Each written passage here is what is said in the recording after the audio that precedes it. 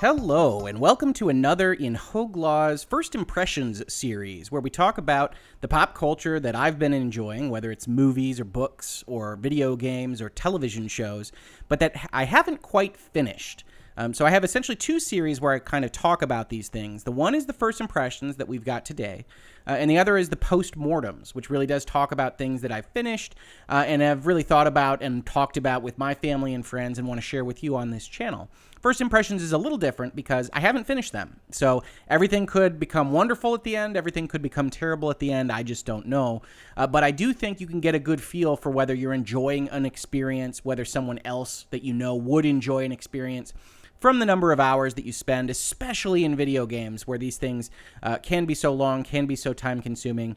Resident Evil 2, the remake edition, which is what we're going to be talking about today, is perhaps not quite as long as some of those games that might otherwise stymie the young professional from finishing, like a Red Dead Redemption 2 or like an Assassin's Creed Odyssey. But it is still a significant expenditure of time, and especially if you've got little ones in the house like I do, it's the type of game that you can't really necessarily play with them running about, so you have to wait until the late night hours, which does add to the ambiance and atmosphere of the game, I have to say.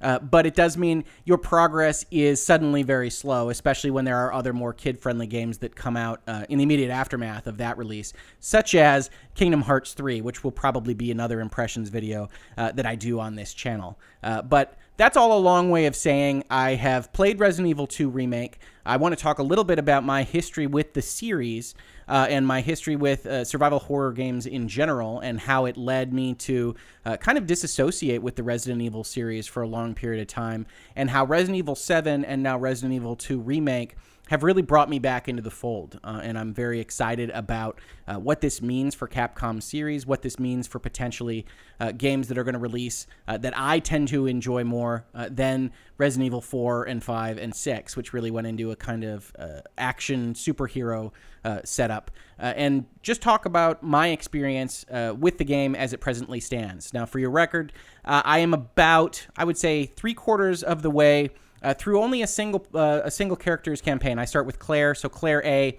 I'm about 3/4 of the way through. I'm going to try to not really talk about spoilers too much on these impressions videos, except in kind of the lightest possible sense. So talking about things like Raccoon City and the police station in very general terms, but not the answers to puzzles or plot revelations or anything like that. But I'm about 3/4 of the way through a single player campaign. And before you turn off this video with mocking glee about my lack of hardcore playerness, one of the reasons that I am so slow in my progression in Resident Evil 2 is that I am playing on the hardcore difficulty, because if you haven't played this remake, it is the only difficulty setting that still uses ink ribbons, which are a standby from my youth, and they do essentially require you to manage, to triage the amount of times that you're going to save throughout this game. And I think it really adds to the stress level that you have in terms of the risk reward and deciding whether you're going to do one more loop through the police station and avoid those zombies and try to make a run for it, or should you save right now, and potentially losing that progress is a just delightful sense of stress that I think the Resident Evil series is fantastic with. And I think it's a great thing that Capcom ultimately decided to have these two difficulty levels where you have an unlimited number of saves and auto-saves and things that are essentially a much more modern game design, but also this difficulty level that doesn't make things ridiculous, it doesn't make things impossible, it doesn't make the enemies bullet sponges, but it does make them slightly more difficult, and it does add this kind of ink ribbon concept that limits your number of saves throughout your play session. And it does so in a way that really reminds me of the original Resident Evil games back in the 90s that I loved so much. And that's really where I come to the series from. I was a big fan of video games throughout my entire youth, and that progressed into loving certain PC games, in this case, a game called Alone in the Dark, which was essentially one of the original three-dimensional haunted house games where you took a player through with their tank controls through a haunted house scenario. And it was absolutely the early DNA for Resident Evil. And Capcom, being the great company that they are, took some of those thoughts, took some of those ideas from Alone in the Dark and made the absolutely wonderful Resident Evil game. And I know it's easy to look at videos now and look at the terrible voice acting and some of the interesting localization and laugh at it. But for me, that particular game, Resident Evil, was such a great mix of the kind of zombie horror apocalypse, but done in a kind of fun, light way that ultimately graduated into a super cool science fiction virus-based take on zombies, that it just really, really worked for me. And one of the things that I really love in pop culture, that I really love in media, is what I call One Night in Hell. It's these stories that are like Die Hard, where you've essentially got one character or one set of characters that have to survive the night or have to survive a day in a terrible condition or in an inhospitable environment. And Resident Evil, the original from Capcom way back in the day, was absolutely that to a T. You know, these characters find themselves in a mansion. They have to make it out. And when they do, you get that beautiful helicopter shot ending. Everybody escapes, and it's a story well told, regardless of the localization or the voice acting. And so I loved that series. And when Resident Evil 2 came out, and they introduced this concept of essentially broadening out the environment to a town, to a city, rather than just the mansion and the underground lab, I thought it was just an absolutely fantastic expansion of the thoughts of the concepts that were in the original Resident Evil.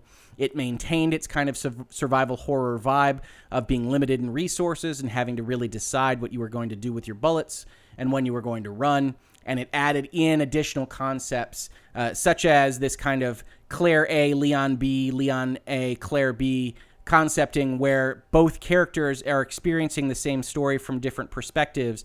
And so you can play both characters throughout one big story and get an ultimate ending when you get through both characters through their survival points in the story. And that differed from the original Resident Evil, where you could play as a Jill or you could play as Chris, and they had some modifications, they had some different boss fights. It was still well worth replaying the game, but they didn't overlap. You were either one or the other. And in this case, in Resident Evil 2, they really solved that issue. And they even had some kind of cool features where you could exchange items and things across players, which weren't brought up to the new remake. But that was one of my favorite games when I was a more youthful Hoeglaw. And I think that game had such a mark, left such a mark on me that I almost didn't realize it. By the time I was playing Resident Evil 3 Nemesis, I was used to the formula. I was enjoying that game. That game was pretty good. I like that.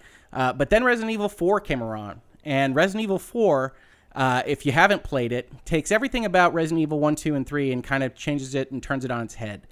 So rather than being a survival horror game, Resident Evil 4 still has horror elements, can still be scary, can still be tense, but you have a lot more armaments, you have a lot more shooting, you have a lot more fighting with the enemy. It's a much more traditional kind of third-person shooter that we'd be more familiar with now in 2019.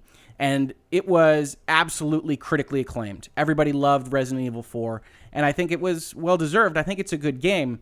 I've always said I think it's a good game. I don't think it's a terribly good Resident Evil, which I don't think is fair at this point in time, because Resident Evil 5 and Resident Evil 6 would follow along from Resident Evil 4 and their kind of action hero trope. So Resident Evil, at the time of Resident Evil 6's release, was essentially both a survival horror game and an action shooter game. So there really wasn't a specific DNA that went with the Resident Evil name.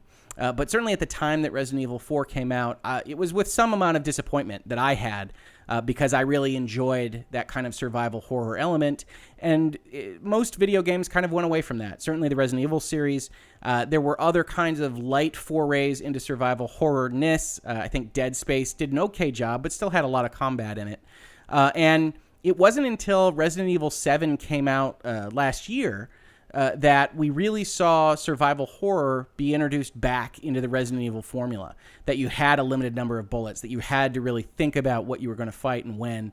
And in that game, of course, was first person. So that added a different element than the original Resident Evils. But all throughout that time, we knew that Resident Evil 2 Remake was being worked on. And nobody really knew what it would be like until this past E3, when we saw our first images of the videos that were released in Resident Evil 2. And I think they blew a lot of people away. They certainly blew me away. And one of the very first things you'll note when you turn on the Resident Evil 2 Remake, I am playing it on an Xbox One X for reference, is the amazing graphical fidelity. So this game in particular is just absolutely gorgeous. Resident Evil 2 takes place in a town, in the rain, on fire. with wonderfully lit, wonderfully detailed, wonderfully animated zombies chasing you all throughout the game, and some other monstrosities that we won't go into too terribly much here.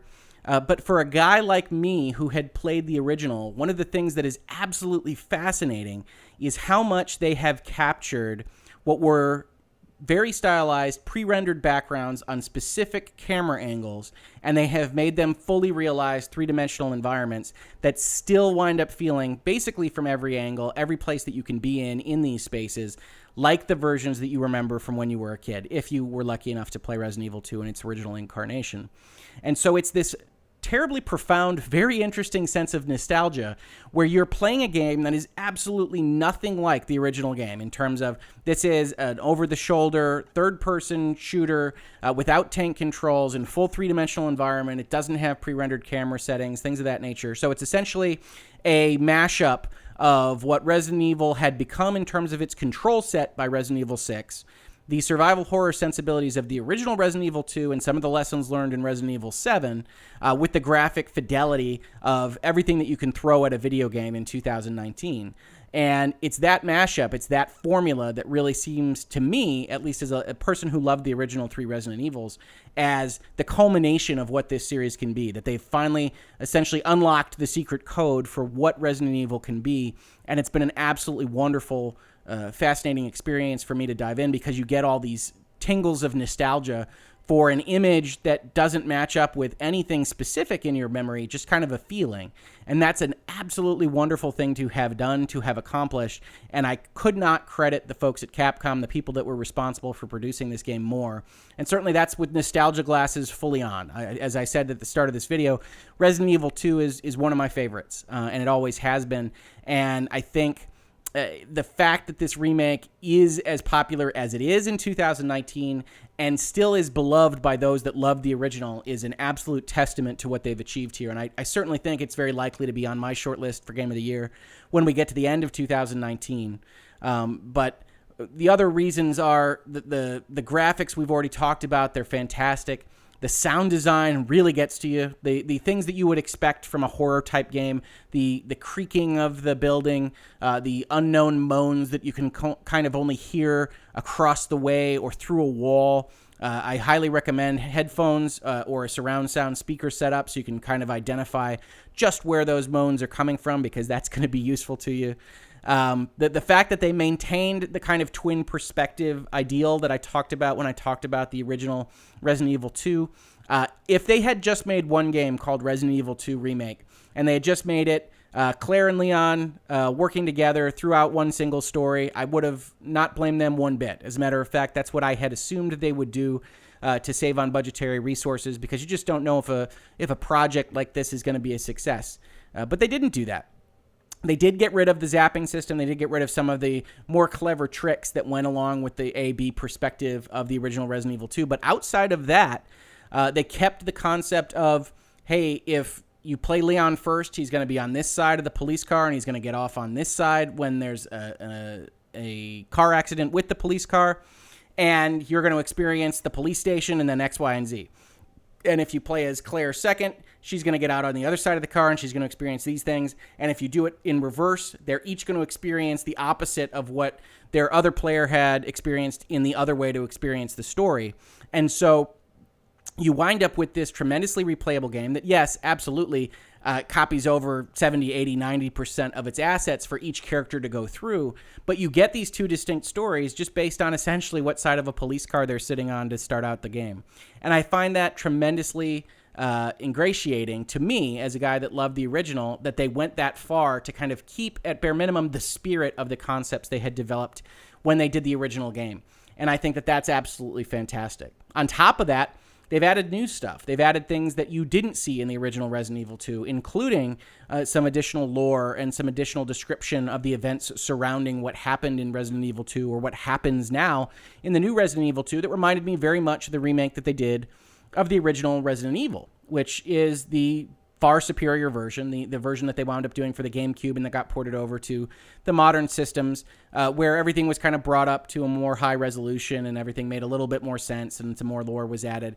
And they did the very same thing with Resident Evil 2, and they've added some new elements and some new strategies that you need to incorporate into your own gameplay session in order to survive. And I think that marrying of nostalgia with newness, not just in your games engine, not just in your graphics, not just in your sound design, but also in your actual gameplay elements, is exactly what the series needed. And I think that's what they certainly thought they were doing with Resident Evil 4. But I think what wound up happening is that Resident Evil 4 spawned essentially a new series under the same name. And I don't think there's any problem with that series existing. I have enjoyed Resident Evil 4 and 5 and even 6. But it's not the same as the original trilogy, and it's not the same now as Resident Evil 7. And so it's heartening to see them essentially try either both approaches or having the pendulum swing back towards the survival horror approach for right now, because I do think it's a very viable one. I do think people are going to like it. And certainly, as I've said, I've played about 10 hours or so of Resident Evil 2. I have started over again my Claire run on hardcore because essentially I ran out of ink ribbons. So one of the things that you have when you have that kind of triage mentality with saves is you get to a point where maybe you miss a couple ink ribbons that you could have picked up, or maybe you saved a little bit too much. And you get right to the end of your resources and you say, I really can't progress on here. You stretch to your maximum amount. And then you restart the game to try to do better because you know a little bit more about which zombies are going to pop up and when, and you know a little bit more about where the ammo is and what things you have to be worried about. And so you're essentially playing almost a version of Groundhog Day with Resident Evil, getting a little bit better about what you know and how you can progress and how many saves you have to do so. And I've always loved that in the series. And that's going to be essentially to taste. A lot of people are not going to like that. A lot of people are going to like that. And certainly I'm one of the people in the latter category. And it's really fantastic that there is a game that lets you get to that level of difficulty, that lets you get to that level of resource management, and is basically unsympathetic towards your plight. Oh, you don't have enough bullets to get through here. I guess you're going to have to restart.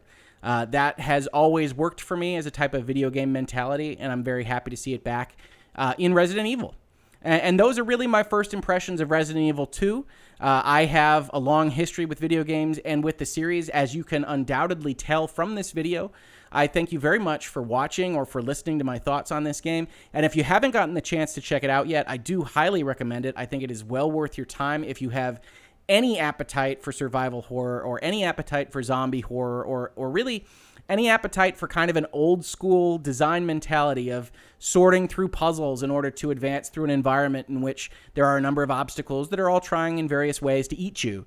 I think it's an excellent experience and certainly one well worth having in 2019 and beyond. So if you like this video, please do like, please subscribe, and thank you so very much for watching.